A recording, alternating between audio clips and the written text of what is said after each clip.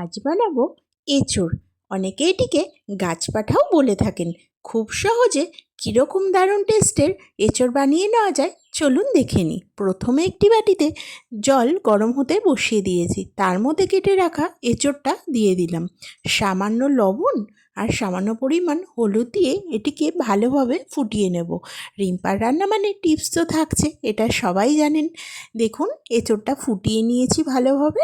এবার এটিকে জল ঝরিয়ে নিতে হবে। তেল গরম করে ডুমো করে কেটে রাখা আলু দিয়ে দিলাম। আলুটা একদম লাল লাল করে ভেজে নিতে হবে। এঁচোড়টা ভাপিয়ে নিলে এঁচোড়ের মধ্যে যে কষটা থাকে সেটা বেরিয়ে যায়, তাহলে এঁচোড়টা খেতে অনেক বেশি ভালো লাগে। আলুগুলো একদম লাল করে ভাজা হয়ে গেছে। এবারে আমি এটাকে তেল থেকে তুলে নেব। আলু যত লাল করে ভাজবেন খেতে স্বাদ ততই ভালো লাগবে। তারপরে ভাপিয়ে নেওয়া এঁচোড়টা জল ঝরিয়ে রেখেছিলাম, সেটাও হালকা করে ভেজে নেব। অনুষ্ঠান বাড়ির ক্ষেত্রে অনেক বেশি তেল দিয়ে ছাঁকা তেলেই এঁচোড় ভাজা হয়। যেহেতু এটা ঘরোয়া রান্না, তাই পরিমাণ মতো তেলেই ভালো করে একটু উল্টে পাল্টে এঁচোড়টাকে ভেজে নিতে হবে। এঁচোড়ও ভাজা হয়ে গেছে, এঁচোড়গুলো আস্তে আস্তে করে আমি তুলে নেব। এঁচোড় ভাপিয়ে নেওয়ার পর একটু তেলের মধ্যে ভেজে নিলে তার স্বাদ অনেক গুণ বেড়ে যায়। একবার এভাবে ট্রাই করে অবশ্যই দেখবেন। তারপরে দিয়ে দিলাম তেজপাতা, সাদা জিরে আর শুকনো লঙ্কা। এটা হলো ফোড়ন।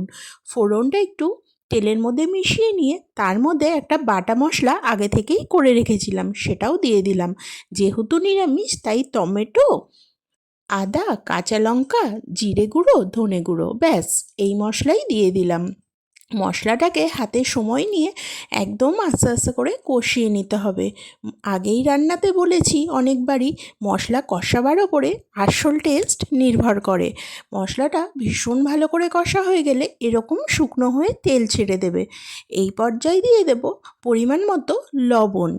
লবণটা দিয়ে মশলার সাথে আরও একবার ভালোভাবে মিশিয়ে নিতে হবে। মেশানো হয়ে গেলে তারপরে ভেজে তুলে রাখা এঁচোড় আর আলুটা দিয়ে দেব। দিয়ে ভালো করে মশলার সাথে এটিকেও কষিয়ে নিতে হবে। দাঁড়ান, তার আগে একটু পরিমাণ মতো হলুদ গুঁড়োটা দিয়ে নিই।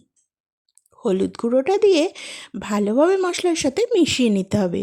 মশলা কষাবার একদম লাস্টের দিকেই আমি হলুদ গুঁড়োটা ব্যবহার করে থাকি।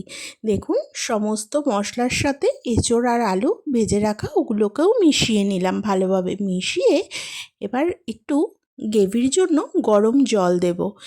মাংস, এঁচোড় এইসব রান্নায় গরম জলের ব্যবহার করলে খাবার টেস্ট অনেকটা বেশি হয়, ভীষণই টেস্ট হয় খেতে। ঠান্ডা জলের ব্যবহারও করতে পারেন, অসুবিধা নেই। তবে টেস্টের জন্য, আরও বেশি টেস্ট আনার জন্য আর কি, গরম জলটাই ব্যবহার করবেন। সমস্ত জলের সাথে মিশিয়ে ঢাকা দিয়ে কিছুক্ষণ অপেক্ষা করুন। তারপরে দেখে নিতে হবে মাঝখানে ঢাকনা খুলে এঁচোড়টা কতটা সিদ্ধ হয়েছে। দেখুন এখানে এঁচোড় আলু সমস্ত ভালোভাবে সিদ্ধ হয়ে গেছে। এবারে দিয়ে দেবো চিনি। যেহেতু একটা নিরামিষ রান্না, সামান্য মিষ্টি অ্যাড করলে এখানে ব্যালেন্সটা খুবই ভালো লাগবে খেতে। তারপরে ভালোভাবে ফুটিয়ে নিতে হবে।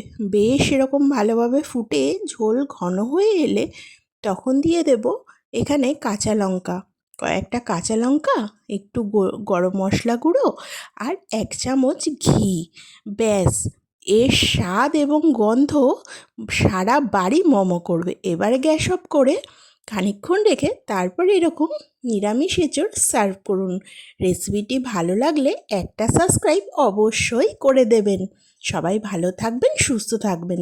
আর ভিডিওটি দেখার জন্য অনেক ধন্যবাদ। রেসিপিটি কেমন লাগলো কমেন্টসে জানাতে একদমই ভুলবেন না। টাটা।